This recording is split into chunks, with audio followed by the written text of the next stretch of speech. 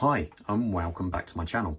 Now, if you've been keeping up to date with my channel, you'll know that I picked this up a little bit ago and I'm quite smitten by it. This is the Baby Alpinist, the 38mm SPB 159J1. And the only downside I have with this is I'm not that keen on the leather strap. Don't get me wrong, there's technically nothing wrong with this strap and they're very nice clasp. I think it is all very nice, but the simple fact is I don't get along with it. I find it just pinches my arm sort of. It's just personal taste, so nothing wrong with it. So what I started doing, I immediately put it on this because I like the way the grey stitch, zoom in there, I like the way the grey stitch kind of matched parts of the dial, and it's a nice chunky leather strap. So I did like that. And then I started looking around at a strap, a new strap for a watch. Now, normally I always go the route of strap code because I love their bracelets. I think their bracelets are top notch, but unfortunately they never made a bracelet actually dedicated for this watch. What they do is they make a bracelet for the 39.5 Alpinist with a dual crown, and subsequently they will fit, but actually when you look at the end links, they're a little bit too long for this watch, and it's a bit of a bugbear of mine. I don't like when the end links just simply don't match the watch. So yeah, if that happens, then I just simply won't wear it.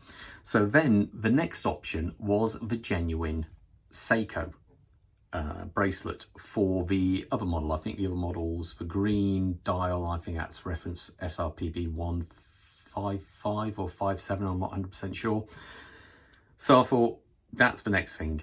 But those are $170 from Seiko, or in the UK they're £150. And I thought to myself, what am I messing around at? I happen to have a Saab, and they're bound to be the same bracelets because after all they're the same size. So here's my Saab bracelet, and what I did, I thought, well, all I'll have to do, because I tried the end links on here, let me take this off here and you'll get an idea how it actually looks, because I thought to myself, if they're the same size,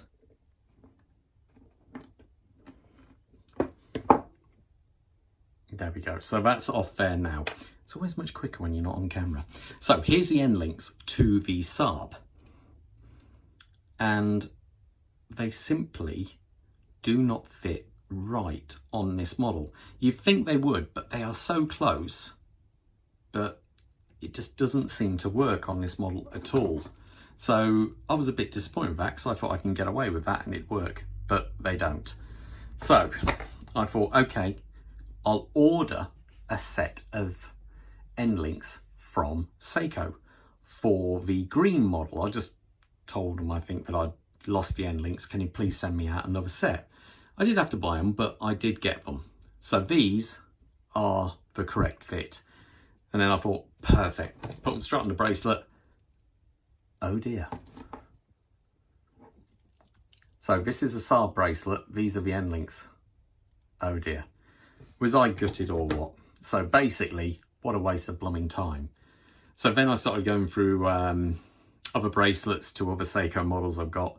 Would anything fit it? No, they wouldn't.